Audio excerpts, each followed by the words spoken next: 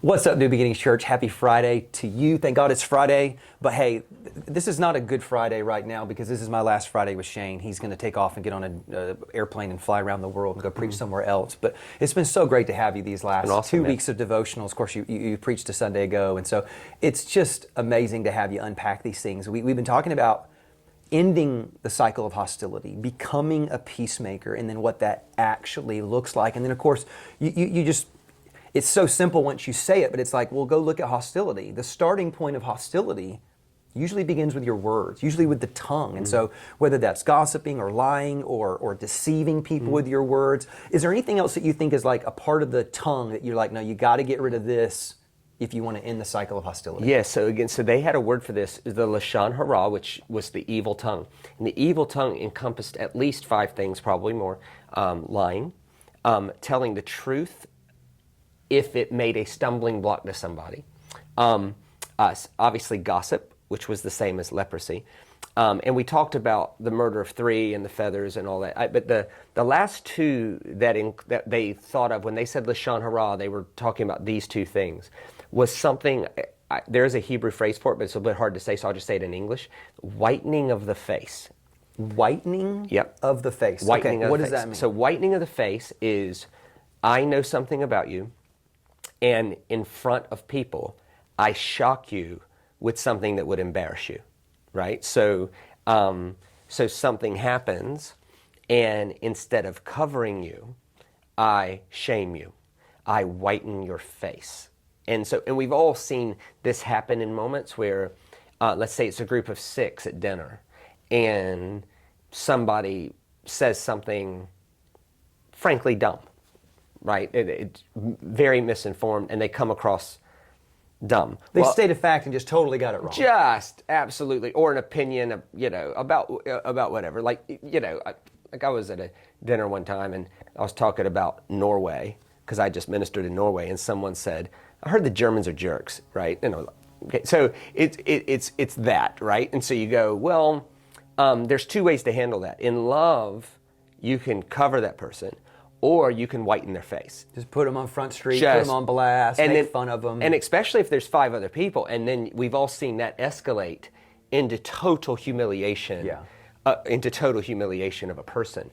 And so the rabbi said that the Lashon Hara wasn't just gossip, lying, slander, telling the truth that put a stumbling block. It was also choosing to embarrass someone in public instead of covering them. That was the Lashon. That was Lashon Hara. The 5th thing was something called stealing knowledge. So whitening of the face and stealing knowledge. Stealing knowledge was saying something that's true that creates an untrue picture of how that works, and you're doing that on purpose. All right, unpack that. All right, so I'll give you an example. We've been friends for years. I speak in public. I also run a charitable side that looks after mentally disabled children in China, and helps people in the sex industry in Cape Town. Those are where I put my missions money. Okay, well, somebody one time at dinner said, "You know what you should do?" I said, "No idea." They said, "You should have pictures. That's one thing 10 years, you ain't never seen me put a sad photo." No. Never once ever. Because I find it manipulative. It would depend on how I did it. Yeah. But if I did it this way, they said, what you should do anytime you're preaching, in the pre-service slides, just put pictures of poor people. Just pictures of poor people. Let it roll. Right? Don't say anything. And then they said, if you say the money goes there, you have to do it. But if you don't say it, it just programs people to think we have too much and they have too little, and they'll give more. And you'll make more with the picture, but you got to make sure you don't say it. Now, that's stealing knowledge. Because I'm implying that we're giving to these people. But as long as I don't say it, then I'm not legally held accountable to give it. That's stealing knowledge. I'm making it appear that something's true, but in reality, there's no intention at all to do anything about that.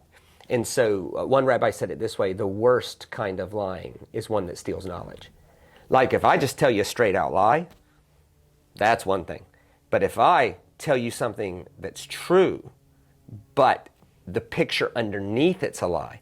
Jesus said the same thing about money. He said, if your eye's full of light, your whole body will be full of light. If your eye's full of evil, your whole body will be full of evil. But if the light that is in you is actually dark, how great is the darkness? And these are metaphors for generosity. So he says, if you're generous, that's good. If you're greedy, that's bad. But if your generosity has greedy motives, how bad is that? You can't serve God and mammon. That's stealing knowledge. So part of the lashon hara, or the evil tongue, was whitening of the face and stealing knowledge. And the challenge for us devotionally, I want us to think about it, is this, yeah, you might have made it through the day without swearing, but have you used any energy today to embarrass someone when you could have protected them? And have you presented something that's true, but it's true in word, but the reality underneath it is misleading? That's called stealing knowledge. Wow. Yeah, it goes back to what James said, was like, man, if you can bridle this thing called the tongue, Yep. you can get control in your whole life. And so we're constantly in this battle to say, hey, God, I want to surrender and submit my tongue and my words to you. Right. I never want to use my tongue Right. for evil.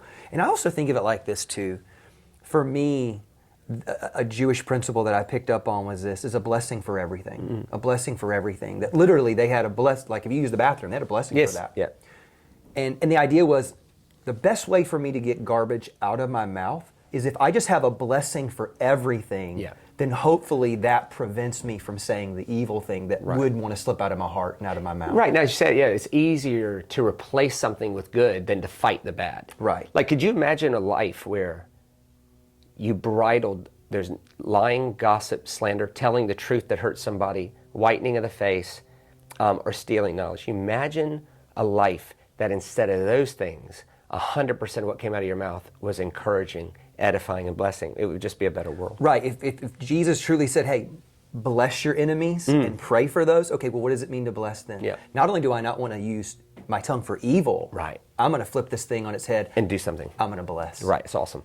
Church, this has been so good. I hope that you are inspired to go and to pursue not just being peaceable, not just being be a peacemaker, to surrender your tongue, but to surrender your whole life and saying, hey, I want to be a child of God and bring peace wherever I'm at and destroy the cycle of hostility. Shane, this has been so good. Thank you so much. So good, man. Love Thank you, guys. God bless you guys. We'll see you this weekend.